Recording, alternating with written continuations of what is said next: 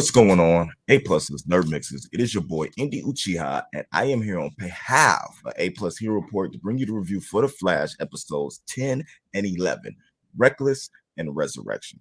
Now, the former, I wasn't really feeling what was going on. I mean, come on, man. They have to figure out a way to do something better than this. I understand what they was doing. They had moments where it was like a father and son type of thing when it came to the Flash, but with this one, they tried the mother daughter thing, and to me, the connection just didn't work. It was just weird in this episode, and this whole episode just felt disconjointed and like it didn't work out. Along with the random Iris getting less screen time and her dealing with the time sickness and everything that was going on, man, I don't really know if this episode did anything for me, but I mean, man, to each his own. There's been something weird about this season where it seems like they have a bad episode and then a good episode that follows, and then the trend went right along with this being an okay episode, and then the better episode came, you know what I'm saying, at the end of that in the following week. Um, it just seems like they're taking focus off of Iris because she wasn't in the episode. And I'm not saying that's a bad thing. You guys know how I feel about Iris, not about Candace Patton. Love Candace Patton, but about the way Iris West is portrayed in this particular show. But it just ends up seeming like they have to force her in some type of role in the episode. And with her calling Barry, hitting the thing, talking to him for about 30 seconds, and then just to say that I don't need you, it just didn't work for me. And I know Candace Patton can carry a scene. She is a talented actress, but it's just something about how they write now. I don't know if she asked for less time.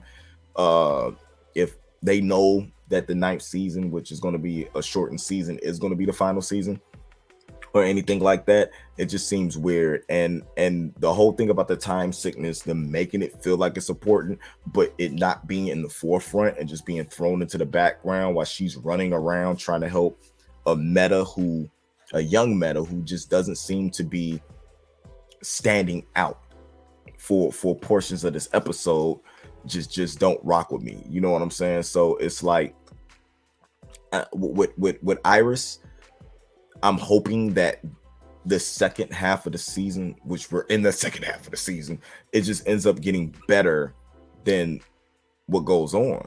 But man, I don't know. But majority of the episode dealt with Frost dealing with her own like mother-daughter dilemma, asking, you know what I'm saying, her and Kate's mom to help her to be able to try to catch this fire meta, and using her as bait in order to lure it to try to capture it in the ball that they use to, I guess, what was it? They used that to pull the Speed Force into? Man, I don't remember. They're really good at reusing tools that they used before. But to actually see Caitlin's mom actually care for Killer Frost, and Caitlin's reaction to that and thinking her mom is only out looking for herself was I'm feeling like good character development for what's going on. Maybe it was finishing old plots, you know what I'm saying, that goes on between the mother-daughter relationship or what happens. But I don't know. I really just didn't feel this episode. They ended up trying to capture, you know what I'm saying, the meta and what was going on, and none of that worked. None of that worked at all. They even went to the point of trying to use both of them because now Caitlin's mom has a latent meta genes in her body, and then they try to lure the monster with both of them in there, and then that still doesn't work. But this living flame is just it's getting a little bit too much for me, and it just doesn't seem like there's a point to it until we get around to episode 11, Resurrection, and we see what all this is actually leading to, and that the entire time the flame was after Caitlin because it wanted Caitlin's help to bring it back, and we find out that it's Caitlin's late husband Ronnie Raymond who is actually the flame, or so we think. So the flame comes to her and she has images of Ronnie, and then it's this interesting thing going on of between Barry, who has been normally right in what he's been doing as of late, and Caitlyn arguing about what's because Caitlyn wants to do what she needs to do to bring her husband Ronnie Raymond back, but everybody else is against it, you know what I'm saying, at first. And they convince Barry to get along with the train, and they do what they need to do to bring him back. And oh my god, it looks all good. Ronnie Raymond is back, guys. Yay. Robbie Amell is back on the show. Everything looks cool. Everybody's happy through all the infighting and everything that happens on Flash to build up to a climactic ending on what's going on. Yay. Ronnie Raymond's back. Caitlyn has her husband. She went to the point of even telling her boyfriend what was good, like exactly what was going on. So that was interesting to me. And it's just yay. Everybody's happy, right? Before we get into the twist, which I saw coming from a mile away, in Coast City, Iris is having problems. She's starting to fracture time more often around her.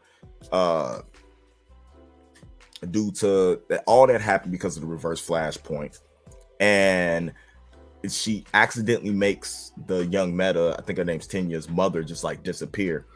And Tenya comes for revenge, and in order makes Iris disappear, and Sue at the end of the episode has to come tell Barry this, and that's where they cut it off. So you go through a bunch of flashbacks, and I thought this was pretty cool and pretty well done, because the flashbacks go back to like when Caitlyn first meets Ronnie, their first date, when they both decided to propose, and just it was just a good reach back into doing what they do. Although the actress that plays Caitlyn looks a little bit older, I kind of really liked how they were able to play their younger selves. And there was even a bunch of comparisons of that, you know what I'm saying, on Instagram and different things like that, of when Ronnie and them, like season 1 and then now, which was really cool to look back at, and you realize how long the show has actually been on.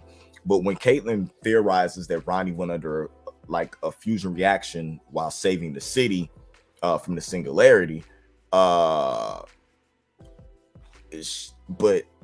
then just like reforming into the Black Flame and not able to control it, her and the team end up developing a plan to rescue him. She breaks up with her boyfriend Marcus, and Allegra. Everybody is like everybody's on a different side of the fence. What's going on? Allegra comes and expresses her concerns to Chester about saving, you know what I'm saying, Ronnie. And Cecile feels the raw emotions from the Black Flame. She's overwhelmed by the pain and thinks that that Ronnie's asking that he wants to be killed in order to not have to deal with, you know what I'm saying, being this anymore, and just wants to be put out of misery. So Cecile and Barry kind of like present that to Caitlyn. She like goes off the deep end, wants to save her husband despite what Barry wants to do. The whole thing comes up. This was Iris. What would you do for Iris? So it's very interesting in what that aspect comes on in it's typical Flash fashion.